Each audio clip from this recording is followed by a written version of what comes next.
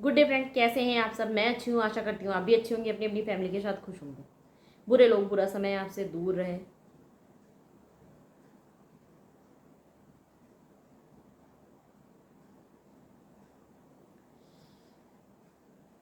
जैसे कि आपको पता ही है कि मैं अपनी लाइफ से रिलेटेड जो प्रॉब्लम्स चल रही हैं वही मैं आप इस पे वीडियो बनाती हूँ। मेरा फर्स्ट वीडियो से लेके अभी तक इसी चीज़ पे था।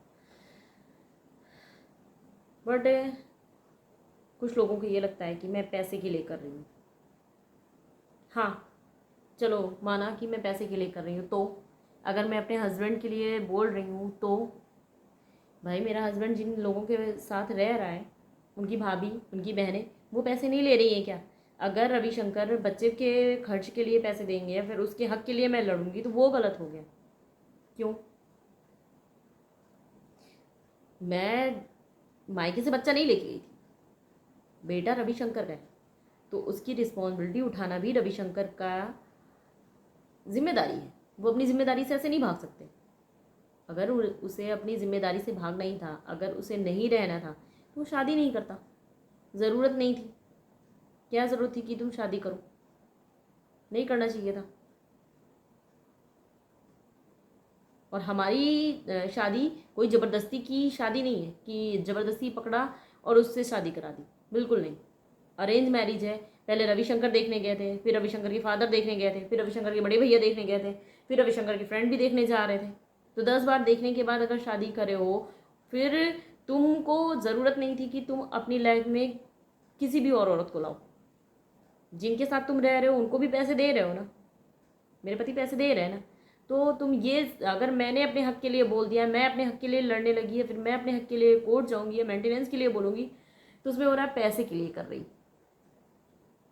बीवी हूँ, क्यों नहीं कर सकती? जब एक रखेल का हक बनता है तो एक बीवी का हक क्यों नहीं बनता? हस्बैंड की प्रॉपर्टी पे, हस्बैंड के पैसे पे शादी करके लेके आए हैं।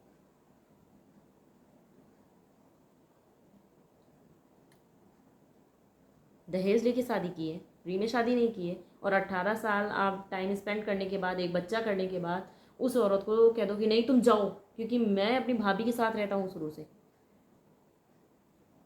मेरा कैरियर, मेरी लाइफ पूरी चौपट कर दी। मेरे 14 साल के बच्चे को लेके मैं कहाँ जाऊँगी? 15 साल के बच्चे को लेकर के मैं कहाँ जाऊँगी? जॉब कर लो। जब तो मुझे जॉब मिल रही थी तब तो रविशंकर ने करने नहीं दी। वो जॉब वो अपनी भाभी को दिला रहे थे कि भाभी तुम कर लो। तब उन्होंने ये बोला कि मैं रिस्पॉन्सिबिलिटी उठाऊंगा। मैं जॉब नहीं करने लायक क्यों? उठाओ आप रिस्पॉन्सिबिलिटी। और मुझे जब लगेगा कि मुझे जॉब करनी चाहिए, मैं करूँगी। फिलहाल के लिए 85,000 पाए या 50,000 पाए, मुझे उससे मतलब नहीं है। रिस्पॉन्सिबिलिटी रविशंकर उठाएंगे, उठानी पड़ेगी उनको। क्योंकि लीगल वाइफ में और रखेलों में यही एक अंतर होता है। रविशंकर जब अपनी बहन की ये जो रिस्पॉन्सिबिलिटी उठा सकते हैं, उसके पति को बिठा के खिला सकते हैं, तो अपने बच्चे को बिठा के खिलाने में रविशंकर को क्या प्रॉब्लम है भाई? जब तुम 10 आवारा दोस्त कुत्ते टाइप के पाल सकते हो, उन्हें दारू पिला सकते हो, उन्हें नॉनवेज खिला सकते हो, तो तुम अपने बच्चे की फीस के लिए पैसे क्यों नहीं दोगे? और कब तक नहीं दोगे? जिस दिन मैं लीगली तौर पर लड़ना स्टार्ट कर दूंगी, उस दिन तुमको देना पड़ेगा। ठीक है? तो जो ये मेरे हस्बैंड की तरफ से बोलते हैं ना कि भाई पैसे के लिए कर रही हो, तो कभी ये भी बोल दिया करो रविशंकर दूसरी औरतों के पास क्यों जाते हैं?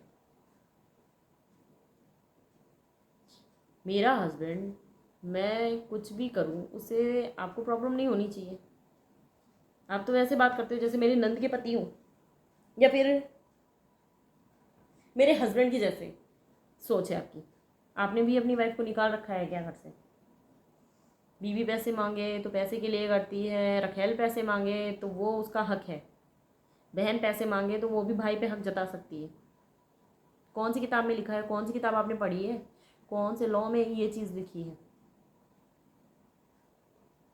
आज को मैं छोड़ दूँ, कल को जो है मैं और लेडीज़ों की तरीके रहूँ कि नहीं भगवान सब कुछ ठीक करेंगे? भगवान तो ठीक करेंगे ही करेंगे, बट हमें भी तो हाथ पैर चलाना पड़ेगा ना।